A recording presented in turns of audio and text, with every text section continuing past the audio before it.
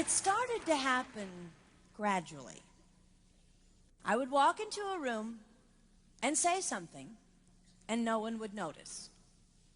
I would say, "Turn the TV down, please," and nothing would happen. So I would get louder. "Turn the TV down, please." Finally, I would have to go over and turn the TV down myself. And then I started to notice it elsewhere. My husband and I had been at a party for about 3 hours, and I was ready to go. I looked over, and he was talking to a friend from work, and I walked over, and he kept right on talking. He didn't even turn toward me. That's when I started to put it together. He can't see me. I'm invisible.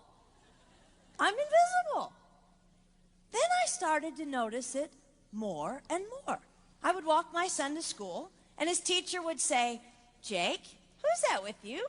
And my son would say, "Nobody." Granted, he's just 5, but nobody? One night, a group of us gathered, and we were celebrating the return of a friend from England.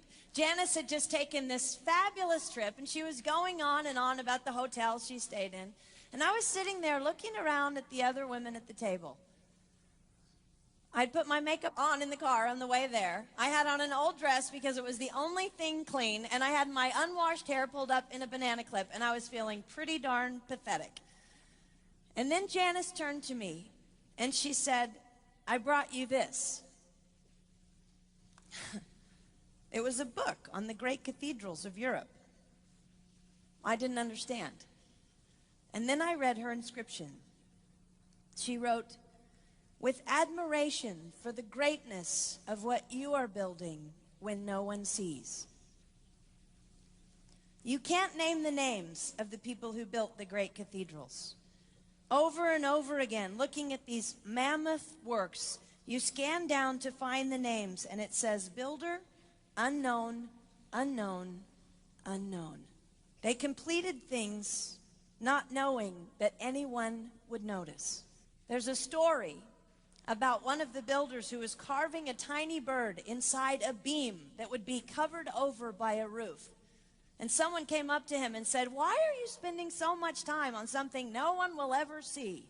And it's reported that the builder replied, "Because God sees." They trusted that God saw everything. They gave their whole lives for a work, a mammoth work, they would never see finished. They showed up day after day. Some of these cathedrals took over 100 years to build. That was more than one working man's lifetime. Day after day. And they made personal sacrifices for no credit.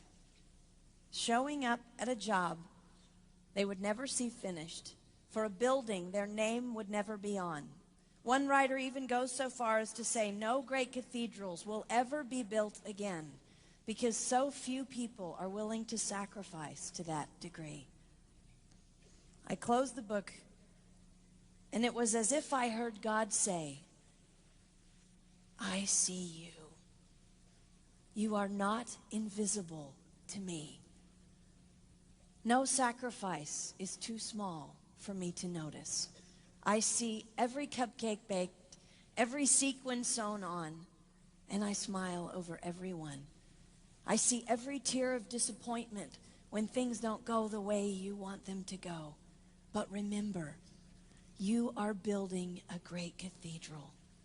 It will not be finished in your lifetime, and sadly, you will never get to live there. But if you build it well, I will." At times, my invisibility has felt like an affliction to me. But it is not a disease that is erasing my life. It is the cure for the disease of self-centeredness. It is the antidote to my own pride. It's okay that they don't see. It's okay that they don't know. I don't want my son to tell the friend he's bringing home from college, "You're not going to believe what my mom does. She gets up at 4 in the morning and she bakes pies and hand bakes a turkey and she presses all the linens." Even if I do all those things, I don't want him to say that. I want him to want to come home. And secondly, I want him to say to his friend, you're going to love it there.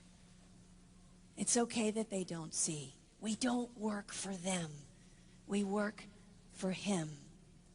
We sacrifice for him. They will never see. Not if we do it right. Not if we do it well.